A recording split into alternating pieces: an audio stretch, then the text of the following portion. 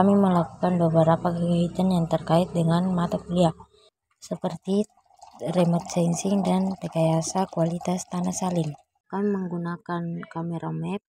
untuk mengukur topografi tanah sebelum diuji salinitas. Dengan penentuan plot, pengambilan sampel tanah yang dilakukan dengan secara acak di 3 titik sampel dengan kedalaman ring sampel 10 cm yang dimasukkan ke dalam super bag, kemudian dibawa ke laboratorium untuk dilakukan pengujian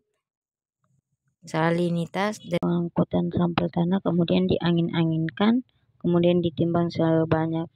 10 gram dengan air 100 ml, kemudian diaduk lalu diukur menggunakan EC meter. Selanjutnya dilakukan pengamatan keragaman hayati pada lingkungan PBIH, dimulai dari keragaman hayati pada flora, yakni terdapat beberapa tanaman yang beragam. Kemudian dilanjutkan dengan keragaman fauna, yaitu hewan, dan keragaman fungi atau jamur. Pada budidaya tanaman hortikultura dilakukan dengan pengolahan lahan, kemudian pemberian pupuk dasar,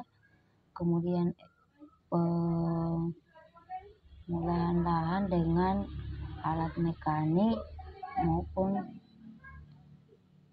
alat kultivator, kemudian pembuatan bedengan, dilanjutkan dengan pembuatan irigasi, dan kemudian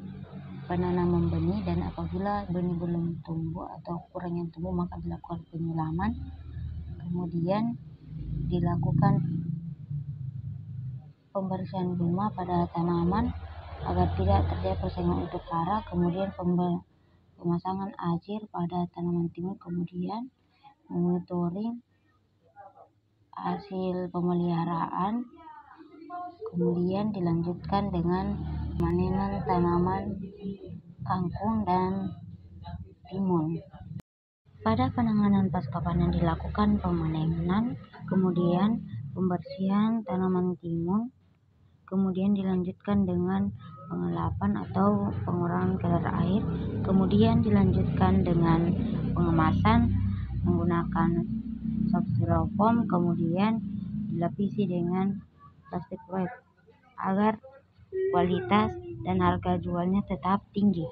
Selanjutnya dilakukan pemanenan pada tanaman kangkung, kemudian membersihkan tanaman kangkung dari gulma dan tanah yang menempel pada akar, kemudian dilakukan pembungkusan dengan plastik wrap agar kualitas dan harga tetap tinggi. Pada fisiologi penyimpanan benih dimulai dengan pengupasan benih timun, kemudian dilanjutkan dengan pengeringan dan pemasukan ke dalam super bag.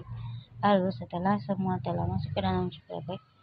benih yang akan ditanam disimpan dulu di dalam kulkas, dan sebab timun merupakan benih atau pengolahan yang kita lakukan terus-menerus, sehingga benih timun harus segera ditanam karena tidak dapat bertahan dalam jangka waktu yang